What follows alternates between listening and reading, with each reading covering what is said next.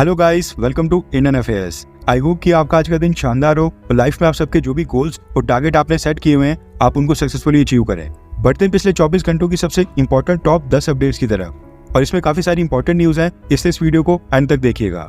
आज की सबसे पहली अपडेट आ रही है भारत के फॉरेक्स रिजर्व्स को लेकर। पिछले कल देश के सेंट्रल बैंक यानी कि रिजर्व बैंक ऑफ इंडिया ने पिछले एक हफ्ते के फॉरेक्स रिजर्व्स का डेटा रिलीज कर दिया है। डेटा के मुताबिक भारत के फॉरेक्स रिजर्व्स में बहुत ही ह्यूज $7.5 बिलियन का जंप देखने को मिला है और इस जंप के बाद भारत के टोटल फॉरेक्स रिजर्व्स हो गए हैं $675 बिलियन एंड अगेन ये लाइफ टाइम हाई फिगर है। हालांकि टॉप 5 फॉरेक्स रिजर्व्स वाले देशों की लिस्ट में अभी भी कोई भी चेंज नहीं आया है और $3.5 ट्रिलियन के फॉरेक्स रिजर्व्स के साथ चाइना नंबर 1 के ऊपर है। $1.8 ट्रिलियन के फॉरेक्स रिजर्व्स के साथ जापान सेकंड नंबर के ऊपर है और $795 बिलियन के फॉरेक्स रिजर्व्स के साथ स्विट्जरलैंड थर्ड नंबर के ऊपर है। फोर्थ के ऊपर है भारत और फिफ्थ के ऊपर है रशिया। फॉरेक्स रिजर्व्स के मामले में टॉप 3 देशों में आने के लिए भारत को $795 बिलियन के फॉरेक्स रिजर्व्स चाहिए होंगे, यानी कि अभी भी हमारे पास $120 बिलियन के फॉरेक्स रिजर्व्स कम है, जिसका मतलब है कि ये रैंकिंग्स अगले 2-3 साल तक ऐसी ही रहेंगी। आज की सेकंड अपडेट आ रही है भारत की सेना को लेकर। आपको याद होगा आज से पहले भी कई बार भारत सरकार खुद ही ये डेटा जारी करती थी कि सेना में कितने जवानों की कमी है और कितने ऑफिसर्स कम है, लेकिन इस बार मिनिस्ट्री ऑफ डिफेंस ने देश की राज्यसभा में ये डेटा रिलीज करने से इनकार कर दिया है, यानी कि पब्लिक करने से मना कर दिया है। मोदी सरकार में minister of defence for state Sanjay Seth sir ने नेशनल सिक्योरिटी का हवाला देते हुए राज्यसभा में कहा कि ये डेटा रिलीज करना कि सेना में कितने ट्रूप्स कम है, कितनी शॉर्टेज चल रही है, ये देश की राष्ट्रीय सुरक्षा के लिए बिल्कुल भी ठीक नहीं होगा, इसलिए वो ये डेटा पब्लिक नहीं कर सकते हैं। वैसे ये पहली बार होगा जब भारत की किसी सरकार ने इस तरह का हवाला देते हुए ये डेटा पब्लिक करने से इनकार कर दिया है, जिसके चलते भारत की ओपोजिशन पार्टीज इसका कड़ा विरोध कर रही है। आपको क्या लगता है कि देश की सेना में कितने ट्रूप्स की कमी है और कितनी शॉर्टेज चल रही है, ये डेटा रिलीज होना चाहिए, हाँ या फिर ना? और भारत सरकार यहाँ पर बिल्कुल सही है? नीचे कमेंट करके अपनी राय जरूर बताएं। आज की थर्ड अपडेट आ रही है भारत और मालदीव्स को लेकर। दरअसल पिछले कल भारत के विदेश मंत्री जयशंकर सर मालदीव्स की विजिट के ऊपर गए थे। इसी विजिट को लेकर न्यूज आ रही है कि उनकी विजिट के दौरान भारत और मालदीव्स ने आपस में यूपीआई पेमेंट्स को लेकर एक मेमोरेंडम ऑफ अंडरस्टैंडिंग यानी कि MOU साइन किया है। अब इसका मतलब है कि मालदीव्स में यूपीआई पेमेंट एक्सेप्ट हो, इसके लिए दोनों देशों के बीच आधिकारिक तौर के ऊपर नेगोशिएशंस स्टार्ट हो गई हैं और भारत के लोग बहुत ही जल्द मालदीव्स में भी फोन पे, गूगल पे जैसी ऐप्स का इस्तेमाल करके वहां पर यूपीआई पेमेंट कर पाएंगे। ये दिखाता है कि मालदीव्स के प्रेसिडेंट मोहम्मद मिजू, जो एंटी इंडिया और भारत विरोधी सेंटीमेंट्स के सहारे सत्ता में आए, वो पूरी तरह से भारत के साथ कोऑपरेट कर रहे हैं, एटलीस्ट कुछ मामलों में तो जरूर। अभी कुछ ही हफ्ते पहले मालदीव्स की सरकार ने भारत के गिफ्ट किए हुए डॉर्नियर एयरक्राफ्ट्स और हेलीकॉप्टर्स को यूज करना दोबारा से स्टार्ट कर दिया था। आज की फोर्थ अपडेट आ रही है यूक्रेन और भारत को लेकर, और जो ये पिक्चर्स आप देख रहे हैं ये इंटरनेट के ऊपर काफी वायरल हो रही हैं। दरअसल किसी भी देश की सेना की यूनिफॉर्म के ऊपर कई सारे पैचेस लगे होते हैं, न सिर्फ सोल्जर के रैंक, सीनियरिटी और जूनियरिटी को दर्शाते हैं, बल्कि ये पैचेस बताते हैं कि सोल्जर कौन सी सर्विस से है, यूनिट कौन सी है, कौन से मिशन में हिस्सा लिया हुआ है और कौन से कोर्सेज क्वालिफाई किए हैं और यूनिट की क्या हिस्ट्री रही है। कई बार इस तरह के पैचेस अलग अलग मैसेजेस को भी दर्शाने के लिए लगाए जाते हैं। अब जो यूक्रेन से पिक्चर्स आ रही हैं उससे पता चला है कि यूक्रेन के सोल्जर्स रशिया के साथ युद्ध में अपने यूनिफॉर्म के ऊपर डिफेंड धर्मा का पैच लगा रहे हैं, यानी कि जो उन्होंने पैच लगाया हुआ है उसके ऊपर लिखा हुआ है डिफेंड धर्मा, जिसका हिंदी में मतलब है कि धर्म की रक्षा करना। इसके साथ इस पैच के ऊपर ओम के सिंबल के साथ स्वास्तिक भी बना हुआ है एंड आपको पता है कि ओम और स्वास्तिक का निशान ये हिंदू धर्म में काफी महत्व रखता है। अब इस पैच को लेकर 3-4 पिक्चर्स यूक्रेन से काफी वायरल हो रही हैं, जिसके बाद इंटरनेट के ऊपर भारत के लोग यूक्रेन के लिए सपोर्ट जाहिर कर रहे हैं। आज की फिफ्थ अपडेट आ रही है हरियाणा से। दरअसल देश के स्टूडेंट्स के बीच देशभक्ति को बढ़ावा देने के लिए हरियाणा की बीजेपी सरकार ने एक अनोखा तरीका निकाला है।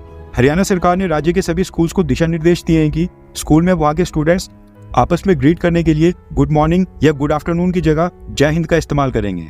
हरियाणा सरकार का कहना है कि जय हिंद बोलने से स्टूडेंट्स को एहसास होगा कि देश की आजादी के लिए कितने बलिदान दिए गए थे और इससे देशभक्ति बढ़ेगी। ये कहना है हरियाणा की सरकार का।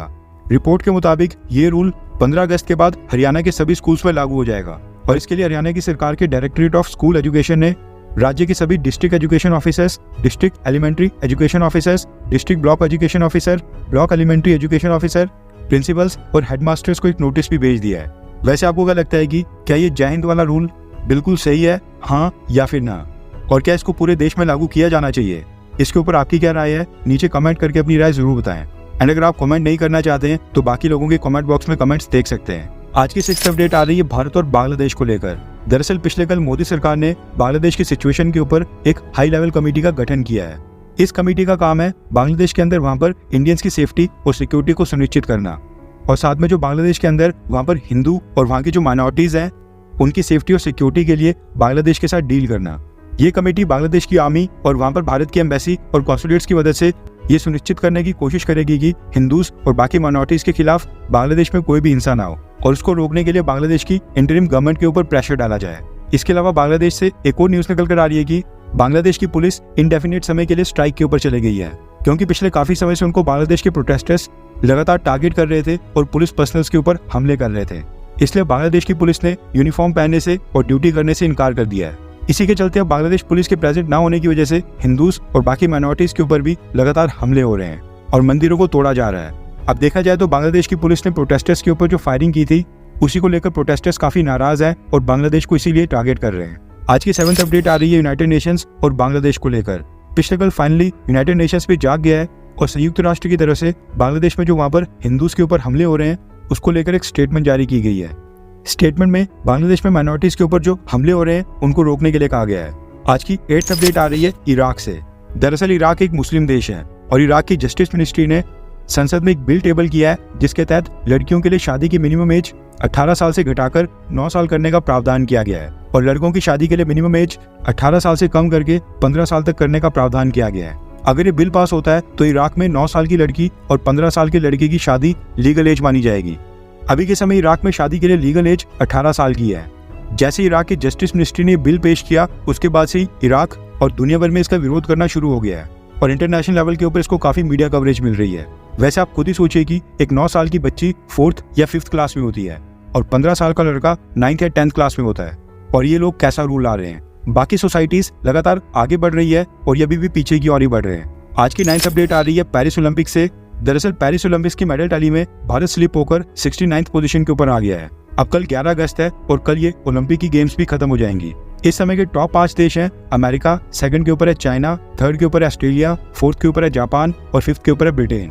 वैसे एक इंटरेस्टिंग फैक्ट ये भी है कि पिछले 124 सालों में टोटल जितनी भी ओलंपिक गेम्स हुई हैं उनमें भारत ने टोटल 40 मेडल्स अभी तक जीते हैं, जबकि इसी साल जो फ्रांस के पेरिस में ओलंपिक गेम्स हो रही हैं वहां पर चाइना ने अभी तक 83 मेडल्स अपने नाम कर लिए हैं, जिनमें से 33 गोल्ड मेडल्स हैं और इस बार तो भारत को एक भी गोल्ड मेडल नहीं मिला है। अब मैं चाइना और भारत का कंपैरिजन इसलिए कर रहा हूँ क्योंकि लगभग दोनों देशों की पॉपुलेशन एक ही बराबर है।